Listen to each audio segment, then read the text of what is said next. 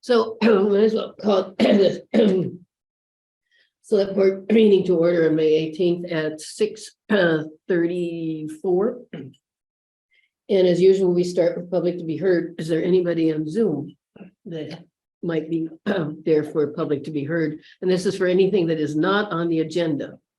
I think the only person joining who's a non-associate through MMC TV would be Brian. Brian, do you have anything for public to be heard? No, I'm good, thank you.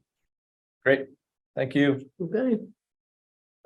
Then we'll start with the Emerald Ash Borer plan from Don Toby, our tree warden, and Oh, Catherine, I did have one thing. oh, okay, sorry. I just assumed you were there for that. No, I'm here for the big show, but last night at the JCC meeting, we reviewed the CRF Conservation Reserve Fund application by a LLC group of young farmers. Their interest is in purchasing the remaining portion of the Hunt estate that is ag land. And they've been working with Martha Prince and with Livy Strong and also the Vermont Land Trust to kind of tie all of the financing together. So there's some bridging funding that the group is requesting from the town Jericho CRF.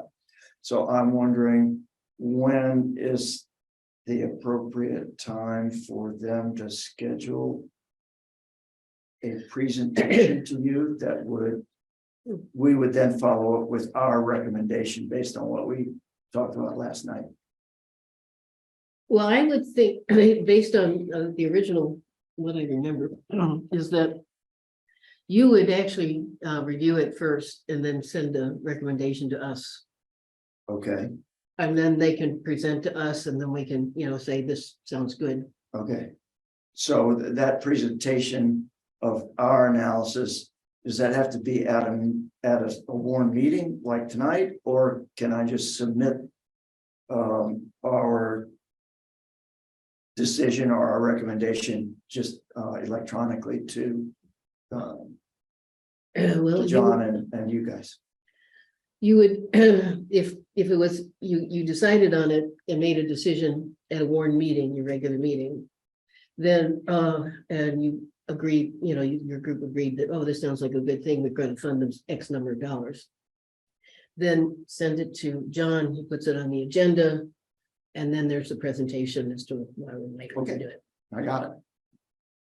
Because, yeah, I kind of know about that. Martha and I've been talking. Yeah, they're gonna be, I haven't even met them yet. They're gonna be my neighbors. Yeah. Yes, that's right. They do plan, if all the funding goes through, they do plan to make some modifications to the farmhouse and turn it into a duplex. Mhm. So that two of the couples can live there, and the fifth member of the partnership lives in West Bolton, but will commute to work.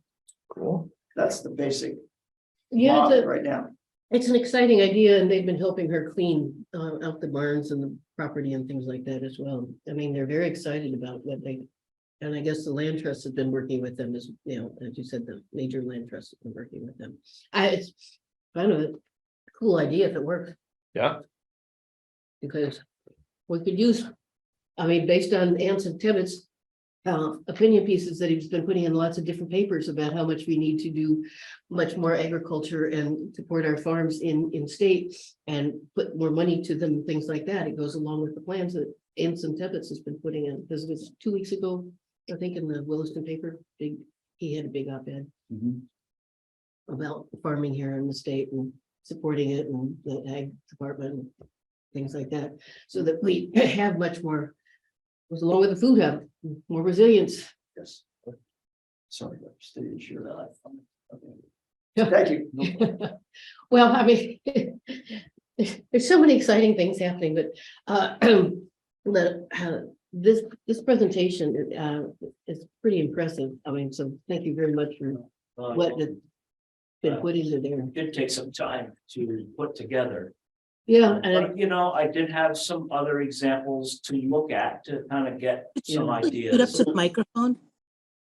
Oh, yeah, Don, you have a seat in front of the microphone. Thanks, Aaron.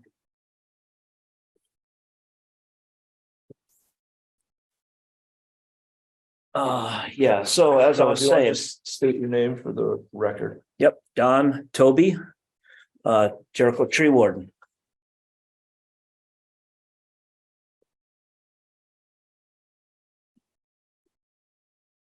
So have you all had a chance to read the whole thing? I actually read the whole thing. absolutely, absolutely. You know, I mean, that's it's one of fascinating my worries is that in order to cover everything, it's got to be a long document. stuff. Oh, yeah, And I've emailed this and a similar one in Underhill to various folks who then ask me some questions.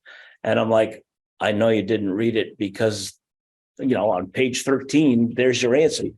So yeah, but you got to have all the information. So I'm glad you read it.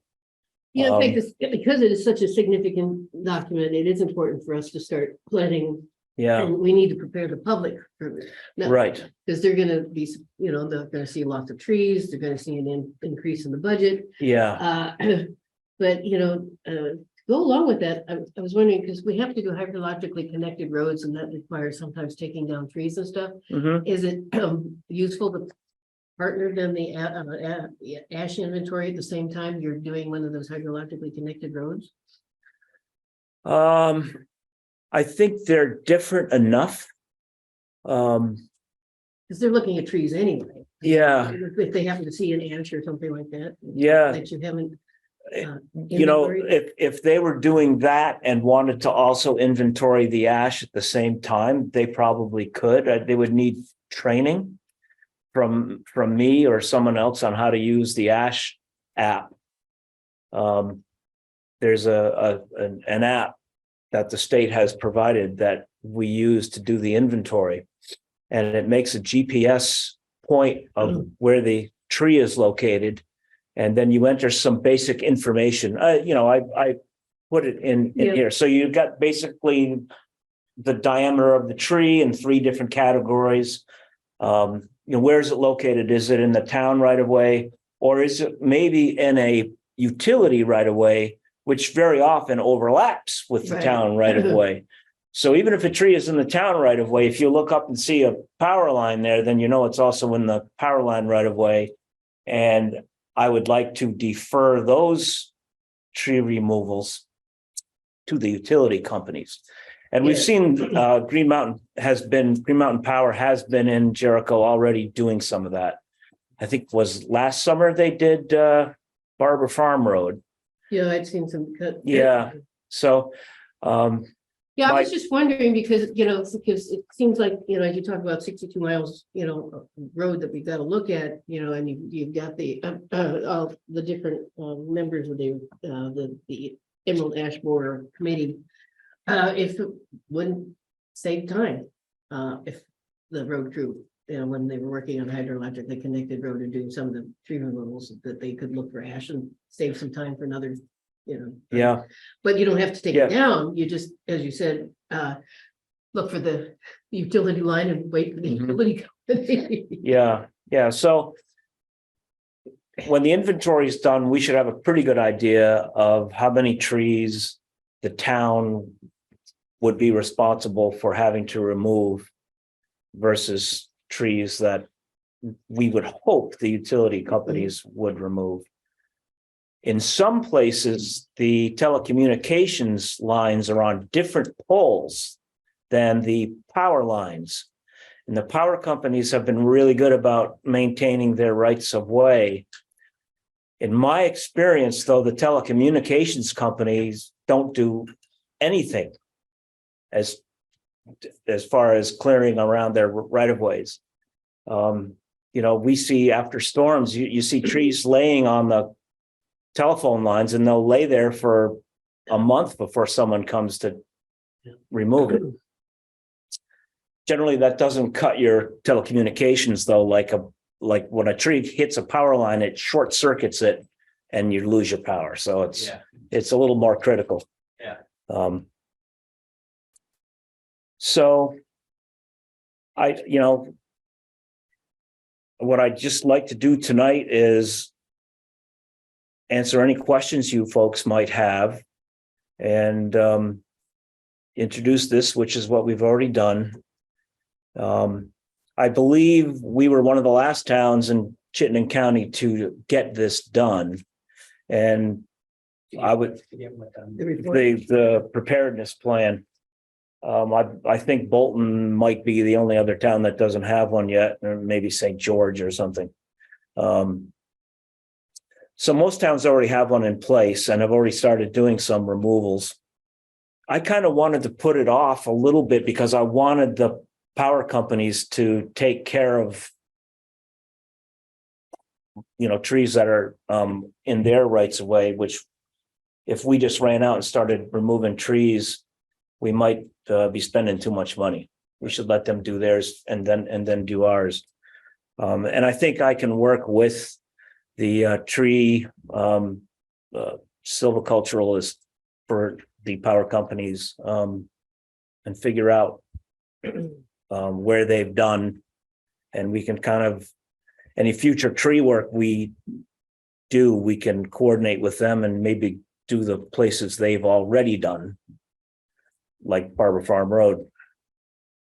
So for the minutes, and so one thing I was thinking of is, we certainly don't want to read this whole thing tonight, but I think maybe giving a summary for people that are perhaps watching on television, but not on Zoom, and for the minutes, but then maybe I assume we can just put this on the website somewhere. Yeah, that was going to be one of my requests, that we have maybe a page on the website for things like this, tree things. Yeah. That's a great idea. And the document can be there. Yeah, because down the road is tree policy, because we only have a tree ordinance. Right. And that tree ordinance can be there also. And the Chittenden County Regional Planning Office has a person that will help us do a Emerald Ash Board dashboard. So the data that we give them, they'll put on in a dashboard. And I haven't really spoken with her in detail yet, so I'm not sure exactly what it would entail, but she'll take the data that's downloaded off of our phone apps from the tree inventory, and she can come up with a dashboard. How many trees do we have? How big are they? What is their health category? And then when we start removing, we'll know how many have been removed. There's a bunch of different data, plus the data that we take on our inventory app is stored on the state's ArcGIS data layers.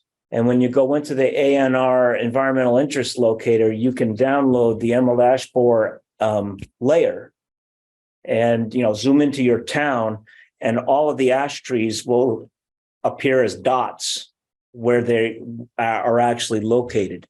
Green ones for healthy, red ones for unhealthy, different, they're color coded. It's really kind of cool. It would be. Yeah. That's pretty nifty. Yeah. So for a summary of what you're proposing, do you want to give kind of a summary? I can try to phrase it to make sure that I read it, but It's always better. yeah. Yeah. All right. So I'll just hit it briefly. So the plan starts with an introduction to Emerald Ash Borer. Yep. What is Emerald Ash Borer? Where did it come from? Where is it in Vermont? First page has an interactive link for the Vermont EAB occurrence map, which is changing all the time. Sure. And if you look at it, you'll notice that there's an occurrence in Richmond on Brown's Trace Road, right near the Jericho town line.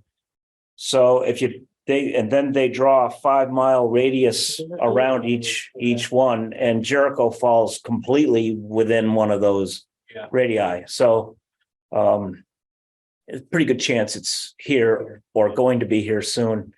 In fact, I'm pretty sure emerald ash borer is everywhere already. We just don't know it. It takes a couple of years for the trees to really start dying and for the populations to get to the point where you'll notice it. So it's probably here. Okay, and Should I wrote this at this point? What about the quarantine for moving wood? Is it, that was lifted? Yeah. By, right, so the state and federal quarantines are no more, but the state has a slow the spread program. So ash that is taken down in the summer when the beetles are emerging from the wood shouldn't leave the immediate vicinity of where it's cut down unless it's treated, heat treated. So the best thing to do with ash removals is do it in the fall or the winter, or if it's in the summer, wood has to stay where it lies, and landowners can do whatever they want with it. They can cut it up for firewood, or mill it into lumber on their own, have a portable mill come perhaps.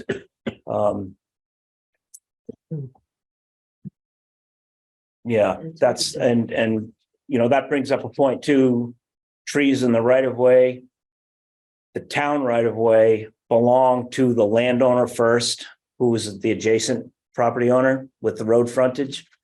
So one of the big steps that someone's going to have to do here is contact, or at least try to contact, all of the adjacent landowners where the trees are going to be removed and ask them if they want their trees. And if they want them, that's fine. The contractor can just cut them down and leave them there for the landowner. Then, the town won't have to pay to have them trucked away. And we'll need to come up with a sorting yard that the trees can all go to. And that might be something that we can work with Wood for Good on. Mm-hmm. Yeah. So is from my reading of the proposal, it seemed like you were recommending a kind of a hybrid of options, I think 1 and 2 that you had, which somewhere between starting with a survey, going through Yeah. and Doing the surveying inventory. all the trees that are on the town right away. Right. And then from there, as part of that survey, you rate them healthy, Yeah. healthy or whatever. And then from there, a combination of removal and then treatment. Well, treatment is an option. But here's the thing, you've got to treat the trees every 2 to 3 years at Or $100 or more per tree. Yeah. Pretty soon you spent an awful lot of money on those trees, and then they might die anyway. Yeah, I mean, that was one of the questions, one of the questions I had asked. Yeah. Yeah, and- What's your cost benefit? It has to be really significant. Yeah, that you want to. right. Right. So for instance, in Underhill, we have those 2 ash that are right in the Veterans Park on Park Street Yeah, and Route 15. And actually the Underhill Jericho line goes right through the middle of that little park, but the 2 ash are in Underhill. I'm going to recommend that we treat those, at least for now.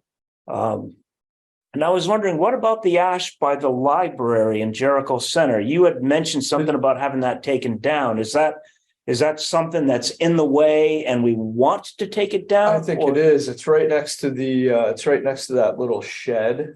And seems like if it blows down or Yeah, okay. partially comes down, it could do some damage. I mean, there's been a lot of conversation about, what could or should happen with that shed when there's Yeah. All right. stormwater. I was just wondering, because that's the only tree that I can think of in Jericho that's an ash and in like a park or Well, that around one's already dead. around a building.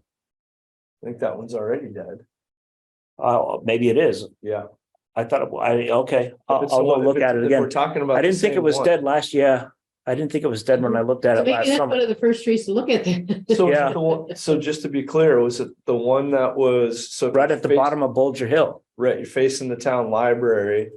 It's, yeah, kind of between where the Yeah, shed is and the library. yeah, that's the one I And looked it at. may be that I looked at it in the fall and it just looked dead, but we should, Well, we'll take a look at it and Give it see. a look. But anyway, it would be a tree like that you might decide to treat. There's no ash on the town green. Yeah, and we're talking about just rights of way here.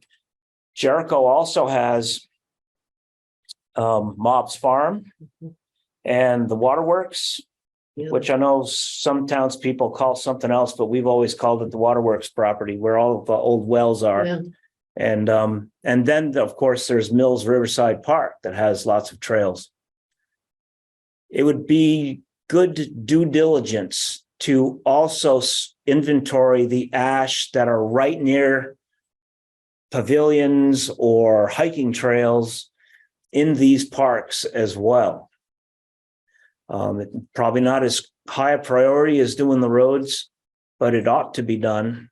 Because when the trees fail, they fail all at once and in big pieces, and someone could get killed. Yeah, that's one of my notes was because of the fragility Yeah, of the right. dead trees, the Right. importance, and it's important to take it down before it really is fully. Yeah, and I did talk with Pete Davis, and he asked if he could help with any inventorying, and I said sure. I said you can do the parks if you want, and I haven't heard back from him yet. That was just this morning. I assume the inventory will be done by a small group of volunteers, and maybe we do all the roads first and then the parks. Getting back to the document. So after I introduce the Emerald Ash Borer, then I talk about administration within the town of the plan and locations that we need to do it. I talk about its ecology and the spread of the insect.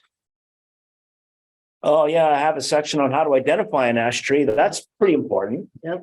So identifying ash and basswood can look an awful lot like an ash. So people sometimes get that confused. So whoever does the inventory will have to have a short, somebody like Tom knows what an ash tree is, but depending upon who, and Pete, of course, but depending upon who we get to help, we might have to do a little ash ID first. And then I got a section on, what are the symptoms and signs of emerald ash borer? Yeah. What to look for on the tree to see if it might have emerald ash borer. All right, and then I've got a section on the tree inventory, how to do it, what data we are going to take. And then I talk about management. There's 3 different types of management that we've already touched on a little bit. We've got preemptive management and selective management and then reactive management. Preemptive is going through and just cutting all the ash trees right off. Problem is, number one, we can't afford that. Yeah, Williston did a lot of that, particularly in some of the, like the big box area and stuff. Yeah, right. And I thought it was jumping the gun a little bit, but maybe not. Because they were fairly young trees. Yeah, right. As the selective management is where you start removing ash in the most sensitive places, and maybe those trees that are already showing signs of decline. 30% of the crown is dead, or you see some bark blonding, which is done by woodpeckers going after the insect larvae. Problem with that is you're going to wind up going back to the same place more than once. If you've got 6 ash trees and 2 of them are dying, send enough tree service in to remove those 2 trees and leave the other 3 doesn't make much sense to me. Might as well just take them all. So it's better to err towards the preemptive on this. I mean, we're one of the last states in the nation to be facing this. You know, states that have ash, there's 36 states. And most of them have already been through this. And so, you know, looking online and reading some of their accounts of what happened, those that left all the trees until they died and all came down at once were just, it was devastating. Yeah. So, you know, this is to try to learn from others' misfortunes. So it would be good to take care of it ahead of time. And again, people will say, well, a portion of the ash trees may be resistant and may live. And that's true. And that's why in a forested situation, we are saying, foresters are saying, don't cut all the ash trees. Maybe take some that are financially mature out while the value is high and they're alive, but don't cut them all because some of them will be resistant and future seed trees. Problem is, it's going to, you know, it'll be like 5% maybe that survive. We can't do that on right of way. No. We need to just take them all out. What's interesting is that was another question I had written down because people do talk about, you know, what about saving something, but it makes sense that we could just do it in the woodlands. Yeah, right. All right, and then I talk about management strategy for Jericho. We talk about treatment of high value trees with insecticide, which may not really be an issue here. And I talk about different possibilities for removal of the trees, different ideas, you know, using local small operators versus large tree service companies or even logging crews. We've used logging crews in Underhill to do some of this work. It's a big deal. You got to close the road and they drive up and down the road and it's kind of messy. But it gets done way cheaper than hiring a big tree service. But we've had good luck with the big tree services too. You know, you have to use what you got. Yeah. And for smaller trees or trees that don't pose a risk, you know, risky situation like potentially falling on power lines or buildings, we could use smaller operators as well, like the gentleman we used to remove the trees on Jericho Green. Mhm. Then I go through the estimate of costs. Yeah. And you know, I use some fairly standardized numbers here. There's so many variables, it's really hard to tell. Yeah, but I appreciate having them in there. Yeah, I do It too. gives you a frame Yeah. of reference. Well, Right. in fact, is because it does give a frame of reference and you know, it's going to cost something in the future. You know, I looked at the two different numbers and, you know, you got to consider maybe putting one of another fund, that this would be the ASH EAB fund, in about 150K a year. And that would, you know, that puts you Yeah. in between. And if you don't need it all, then you could use it for tree replacement, maybe, or something Sure. like that. And speaking of tree replacement, that is something that a lot of towns have to do. So they have to fit that into their budget. We will not have to do that. Most of the roadsides where the ash trees are located are fully stocked with small maples or cherry trees or birches, poplars. There's so many trees here that are already coming back by natural regeneration. We're not going to have to plant. There may be a few trees. I'm thinking of a couple right now that are out on Brown's Trace that are sort of in someone's yard. Maybe we replace a couple of those, you know, if it's more of a shade tree, Mhm. it's in someone's yard. And I mean, in the right of way, but in someone's yard. Exactly. Um, Yeah. so, I mean, we might replace a few trees, but in general, that's not going to be the expense. The expense is going to be removing all those that are going to die. But if you put, say 150 a year, 1,000, a year for a period of time, then you should be safe, and the taxpayers will have to, all of a sudden have 500,000 or something. Right, and that's what'll happen if we wait till the end, is all of a sudden you got a $500,000 bill all at once. So, and generally municipalities spread this out over 5 to 6 years. That's about how long it takes for the trees to die once they become infested. So, it's possible spread it out a little longer, but So for tonight, is there anything we need to approve tonight, or is it? I don't think so. No, We have to do the inventory, right? yeah, we've So- got to get the inventory done, number one, and then Yeah. that's all a volunteer thing, isn't Yeah. gonna cost the town any money. Right. I also like that starting the community outreach and stuff. I mean, because, Yeah. it's And- gonna be important because people are gonna start seeing trees, Yeah. Yeah. Yep, so getting this onto the town website would be a big first step. And as far as community outreach, the Conservation Commission has already been doing this over the last 2 years. You guys have had meetings and guest speakers from the state. But they also have the opportunity to, be at a farmer's market this summer too. Because we've, Actually, Oh, that's a good point. yeah, because SJ has reserved the town for one farmer's market per month for the entire summer. And two committees can be there at the same time.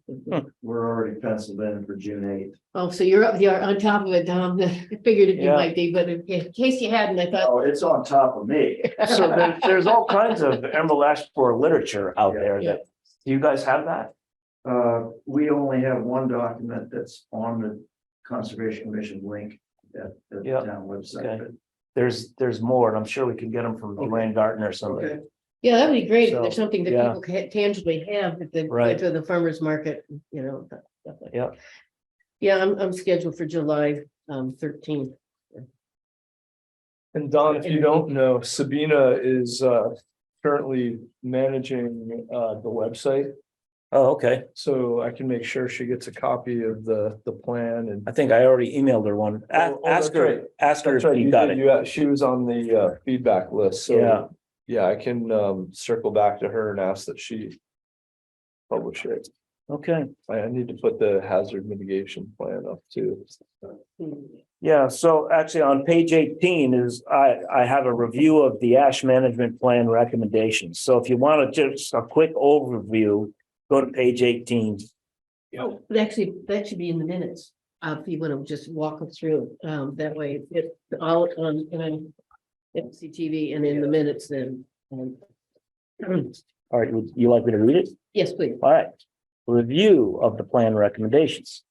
Number 1, conduct the roadside ash inventory. This will help to identify the number of trees that will need to be removed and or treated, which will help in budget projections. Number 2, conduct ash inventory of parks and town forests. Decide how we will handle these trees, i.e. removal or treatment.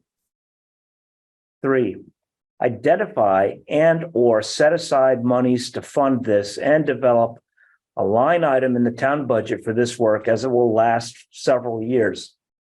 Decide if one-time federal money can be used, for instance, ARPA funds.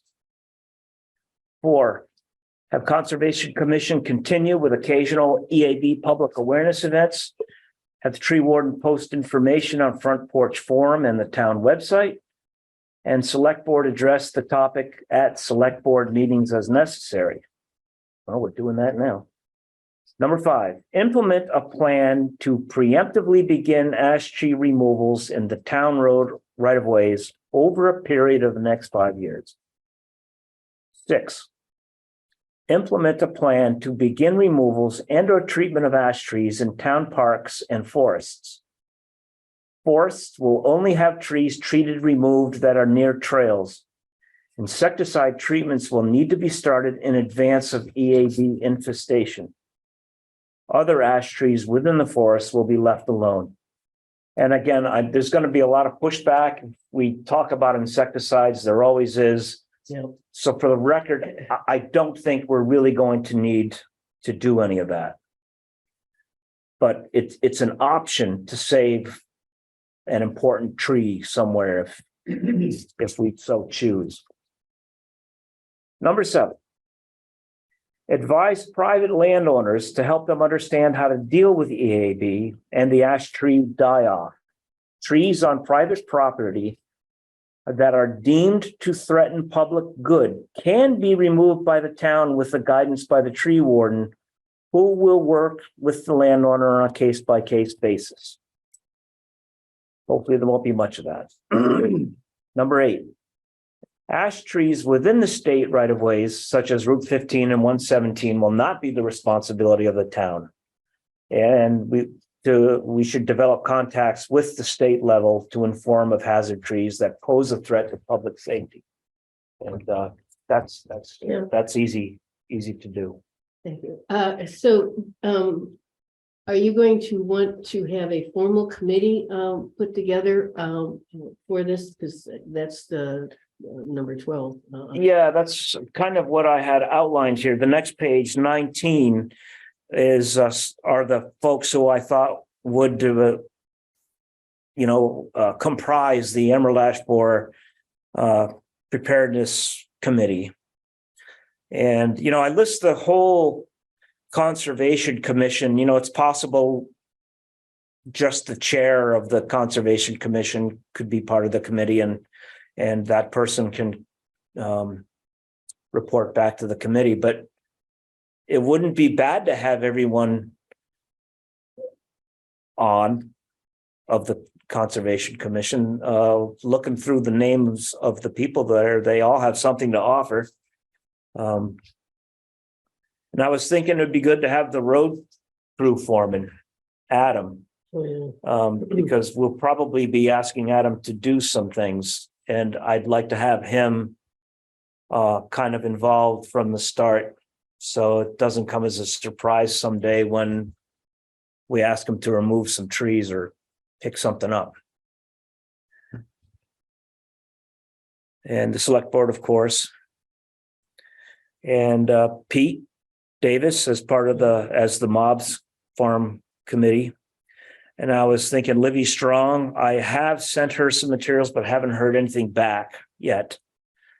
And there's a Trails Committee also, I believe, and Stephen Schwartz is the chair of that, and I sent him information, but I haven't heard back from him either. But it makes sense that he'd be part of it. Absolutely. Yeah, I think somebody should from the Trails Committee. Great. So I guess the goal tonight is just to have this accepted as into public record and posted to the website. We actually could even make a vote on it. Yeah, so I'll make a motion to approve the Emerald Ash Borer plan as presented in the document by Don Pubic. I'll second that. All those in favor say aye. Right. So it's very official now. Excellent. Thank Thanks for you. putting it together. It was No, you're welcome. it was Well, a sad read, but it was good to read. it was also well laid out. I mean, Yeah. it really. Pictures help. Yeah, Yeah. Pictures always help. Give you a picture in there. yeah, right. And there's you probably noticed, but there's active links all through there too. Like Yeah. you can Right. get the most up-to-date map just by clicking on the link. That's cool.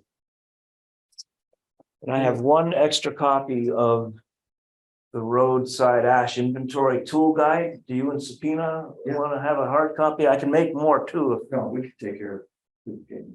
Thanks, Don. Great. That's pretty amazing. But Oh yeah, the other thing everyone's going to need to know is what the right of way widths are. Oh, that's true. Oh, yeah. And I have As we call that out. I have a listing of those here for Jericho. And Underhill. So I think I'm good there. I did find one mistake though. You guys have Brown's Trace listed as 30 feet from center, but it's a 4-rod road, so it's actually 33 feet from center. Mhm. Yeah, there's been fights over parts of Brown's Trace. Yeah, right. Because of that. Yeah, and it also says that Jericho Center Circle is a 3-rod right of way, but I know from having to replace and remove some trees in somebody's front yard there, Oh, that the yeah. right of way actually goes right up to the front porches on some of those Exactly, houses. yeah, That's Yeah. right. yeah, So, because quite a few years ago, but when Brad Holden was still doing surveying work, he liked to do the historical survey. And he did a whole survey, a survey of Jericho Center with where the stuff and is. Brad actually provided me with copies of the survey that show that, so, Yeah, and it's Yeah. like, holy crap, those people are, right up to their yard. Yeah. I mean, right up. yeah. Yeah, Okay, all right, well, good. Nicely done, Don. So we'll get started on inventory. thank you. Thank you very much. Yeah, It's a good you're welcome. presentation. Thanks, Don. Yeah, you're welcome. Good to see you guys. See you too.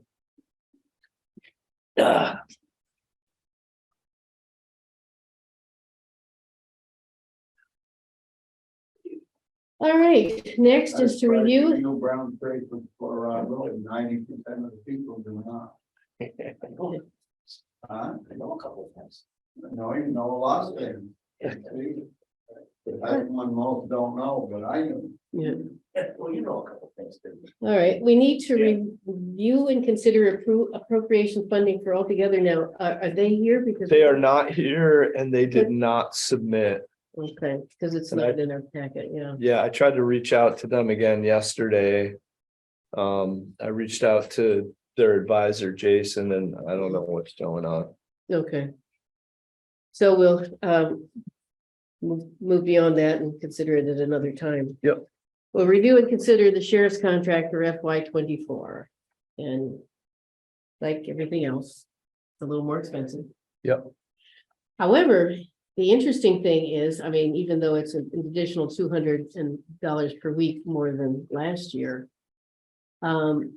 Because the state police contract is about 10,000 less than last year. There's an offset. It offsets, it pretty much is a wash. Yep.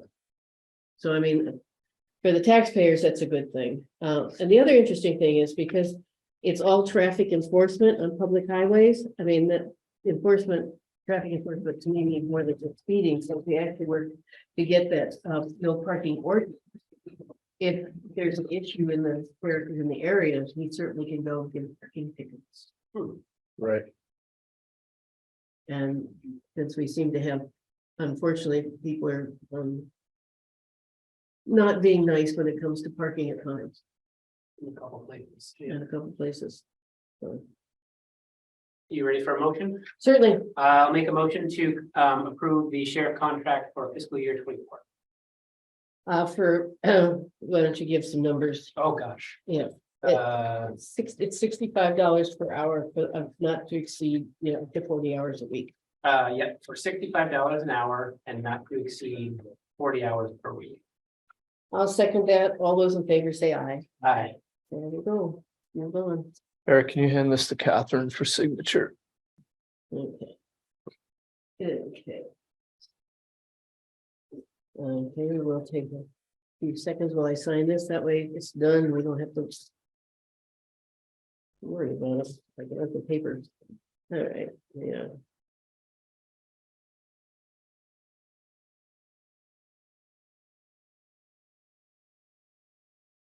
Yeah, all good. All right, next is Griffin Riders LLC at the Mansfield Barn, but we don't. We used to see them, some of those things, but we don't have any of those The forms? forms. Other than the These one, are catering permits, not alcohol permits? well, I think they're alcohol permits, because the caterer, it's gonna be serving alcohol, because Oh. we saw them last year.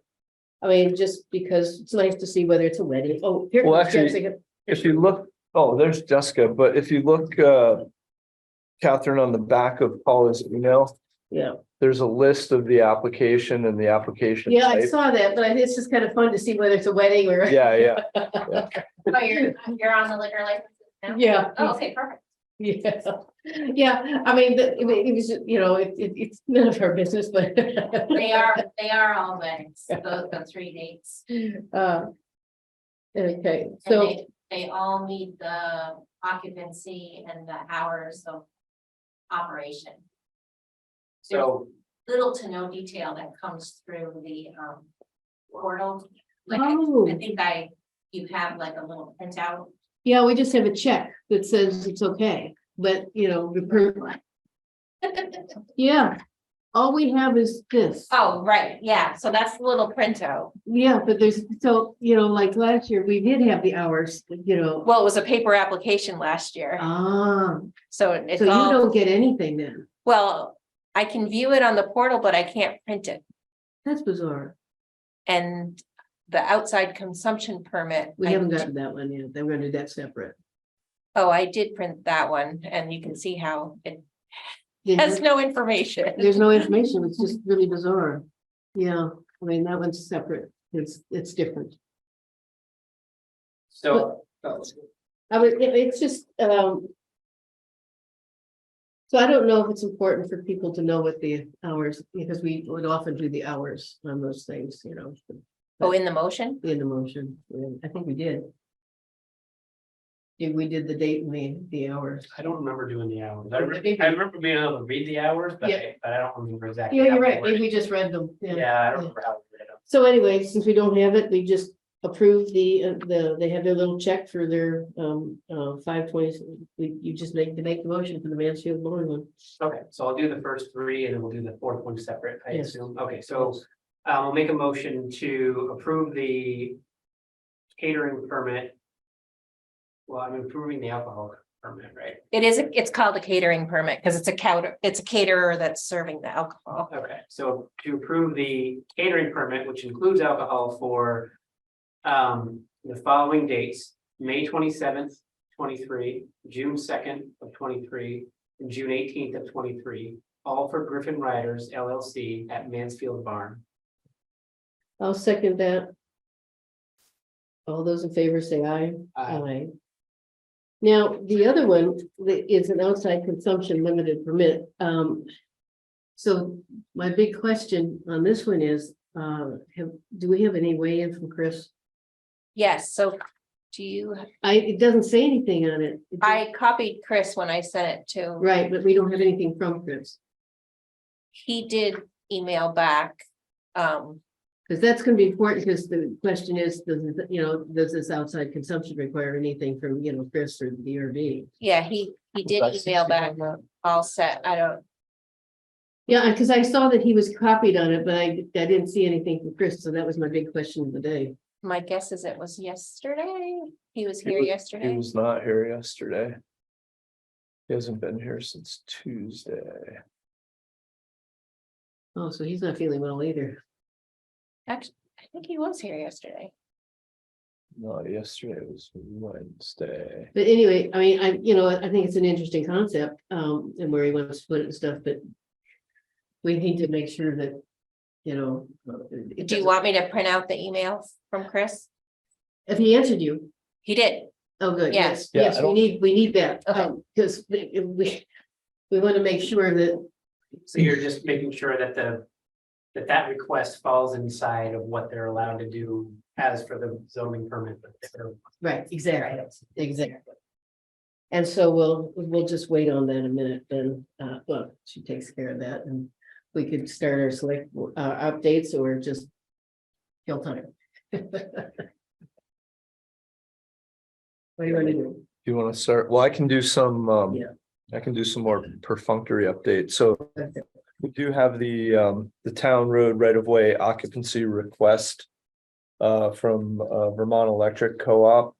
I overlooked the Paul and I couldn't find the signature page after our last meeting, so we That's have it. interesting, because I wonder if it got stuck with all the warrants or something. I thought so. We looked high and low, but anyway, if you'd be kind enough to. If you'd be kind enough to sign this, Wayne came in and signed it. Eric, if you can sign it and pass it over to Catherine. That is weird.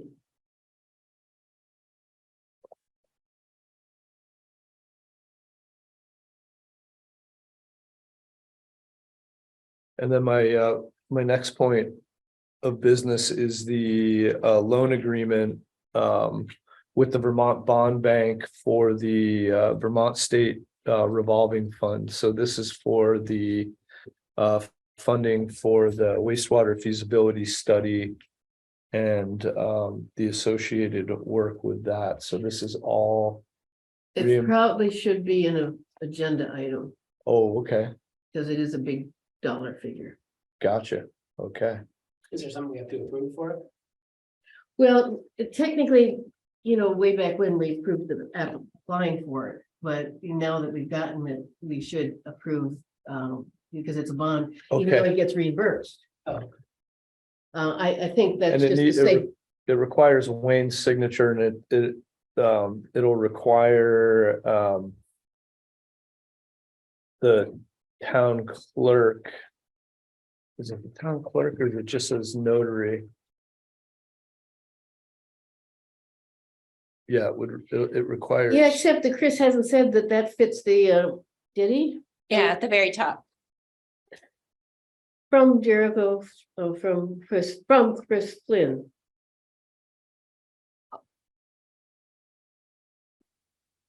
Huh. Oh, it is set from a zoning standpoint. Yeah. Boy, And then this we is the got that. details. Yeah, we got that, but okay, let's do the town. So I guess he meets the zoning, as long as Chris says he meets the zoning standpoint. So with that, I'll make a motion to approve Lucy and Howe Brewing Company LLC for outside consumption with a limited permit for. I'll second that. All those in favor say aye. Aye. Aye. Yeah. So and it's only Thursday, Friday, and Saturdays. Thank you, Jessica, because we want to make sure, it fit the zoning. That was one of the biggies. All righty. I guess we did everything we need to do then. Do I have to sign something?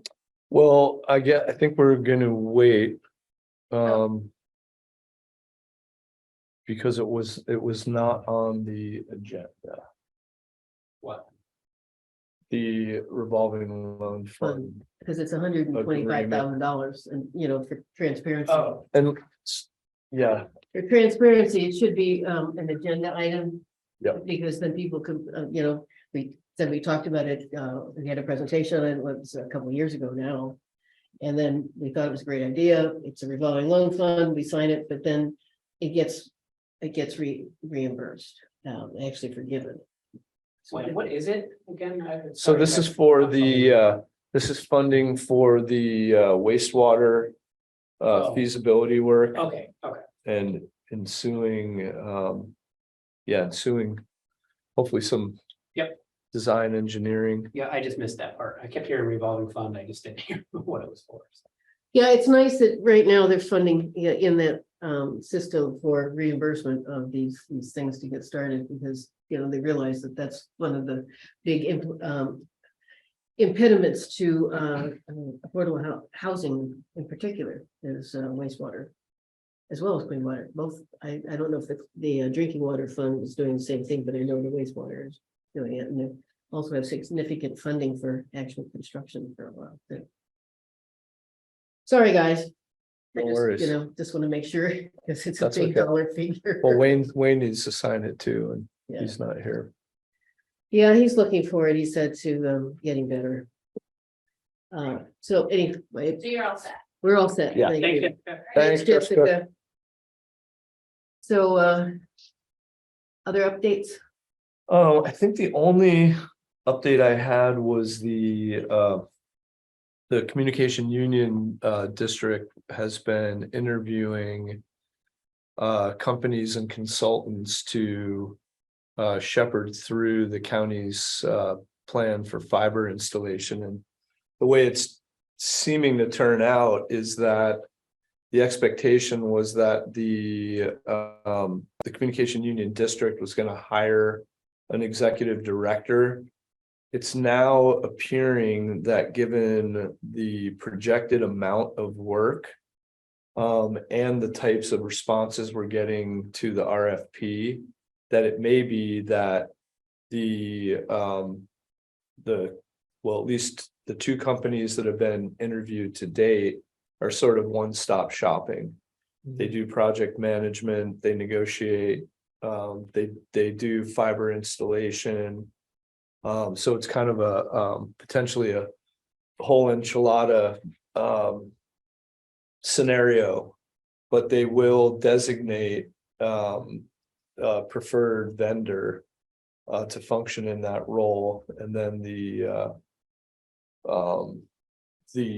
RFP for the actual installation will be individual and not necessarily with the same company, even though they offer those services. Yeah, I think that's about it.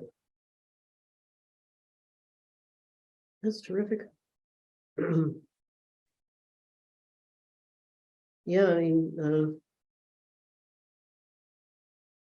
not much going on in the other committees. I mean, we could mention in updates what's on the walls here.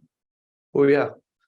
And actually, I will mention that. So for the record, for anyone who hasn't been able to contribute input to the town plan update that the planning commission and the town planner are undertaking, there are feedback forms here in town hall that are available. There's the ability to do that online as well. And all the resource material for informed feedback around the number of criteria, whether it's business, whether it's affordable housing, land use is all here and available in the conference room. One of my thoughts is I am doing, actually, I guess that's another announcement. We have a provisional meeting scheduled for, I should say, we have a meeting provisionally scheduled for June 8th, which is the middle Thursday of next month between select board meetings, to do a public information session for neighbors on Skunk Hollow who have questions about the paving project. So Adam will be on hand for that. Tyler will also be on hand. Not sure if we'll have a representative from Pike who will actually be doing the paving work or not. But my thought was to, since we have all this resource material in the room, is to do a informational meeting on municipal governance and process. So for anyone who isn't clear about how decisions are made in town, how budgets are developed and voted on, how issues that residents may have are vetted and managed. It'd be, and if particularly for people who are new to town or really haven't been engaged, I thought it'd be a good educational opportunity. Have the kids come in yet? The kids were supposed to come in on Friday and they didn't. Oh, Yeah. They missed their opportunity. So that's definitely it. okay, then we have approved the minutes of May 4th, 2023. And They're nice and short. they were very short. I have it on line 106. It's the Energy Task Force on using ruminant to rebuild soils. The other important part of that needs to be and capture carbon. Because it's not just rebuilding soils. The whole point of it is to capture carbon and sequester it. So I would just put in To rebuild soils and. and capture carbon. Is good enough. Okay. And then it's line 172. We went into executive session, it was passed 3-0, but we only could have done 2-0. Because. Oh, right. Wayne- Oh, he wasn't here. Wayne. What- And then what needs to be added is that Eric motioned and I seconded to exit exec session at 8:23. The motion passed 2-0. There was no action taken. And then Eric motioned and Catherine second to adjourn at 8:24, and the motion passed 2-0. Can you read that one more time, Catherine? I'm Okay, sorry. Eric motioned. Yep. Catherine second, to exit executive session at 8:23. Catherine. Motion passed 2-0. Second. No Exit. action taken. Okay, gotcha. And then it's exactly the same thing, only we motion to adjourn at 8:24 and it passed 2-0. Yep. And so I signed warrants, and that's the other paper he needs. Oh. Do I have to do anything with this one? No, it's just I had to sign it. And then we have potential for executive session tonight. Yeah, we'll need a short. Okay, motion to go into executive session to cover personnel and legal issues, premature disclosure of which the information would be detrimental to the parties involved. I'll second that. All those in favor say aye. Bye. Aye. All right. Good night, everybody. Good night, all.